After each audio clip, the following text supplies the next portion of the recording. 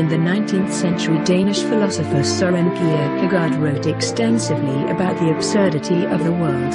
In his journals, Kierkegaard writes about the absurd. What is the absurd? It is, as may quite easily be seen, that I, a rational being, must act in a case where my reason, my powers of reflection, tell me, you can just as well do the one thing as the other, that is to say where my reason and reflection say, you cannot act, and yet here is where I have to act. The absurd, or to act by virtue of the absurd, is to act upon faith. I must act, but reflection has closed the road, so I take one of the possibilities and say, this is what I do. I cannot do otherwise because I am brought to a standstill by my powers of reflection. Kierkegaard, Søren, Journals, 1849.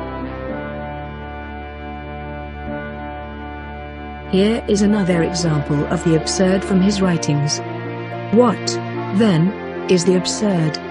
The absurd is that the eternal truth has come into existence in time, that God has come into existence, has been born, has grown up, etc., has come into existence exactly as an individual human being, indistinguishable from any other human being, inasmuch as all immediate recognizability is pre-Socratic paganism and from the Jewish point of view is idolatry.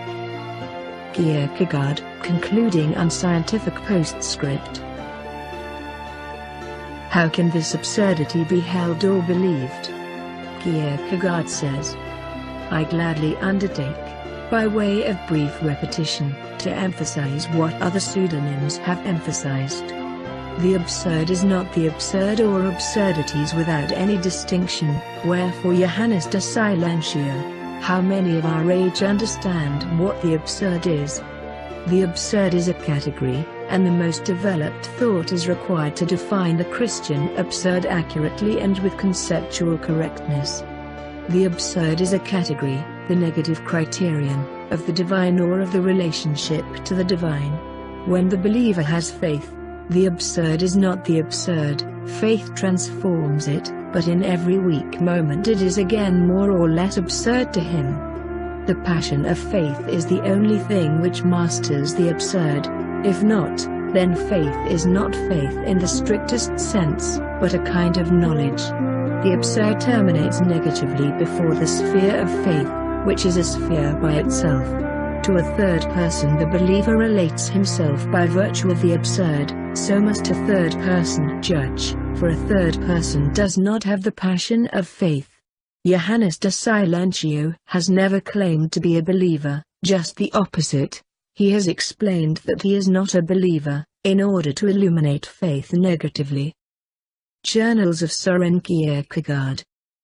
Another instance of absurdist themes in Kierkegaard's work appears in The Sickness Unto Death, which Kierkegaard signed with pseudonym Anticlimacus. Exploring the forms of despair, Kierkegaard examines the type of despair known as defiance. In the opening quotation reproduced at the beginning of the article, Kierkegaard describes how such a man would endure such a defiance and identifies the three major traits of the absurd man, later discussed by Albert Camus: a rejection of escaping existence, suicide, a rejection of help from a higher power and acceptance of his absurd, and despairing, condition. According to Kierkegaard in his autobiography, most of his pseudonymous writings are not necessarily reflective of his own opinions. Nevertheless, his work anticipated many absurdist themes and provided its theoretical background.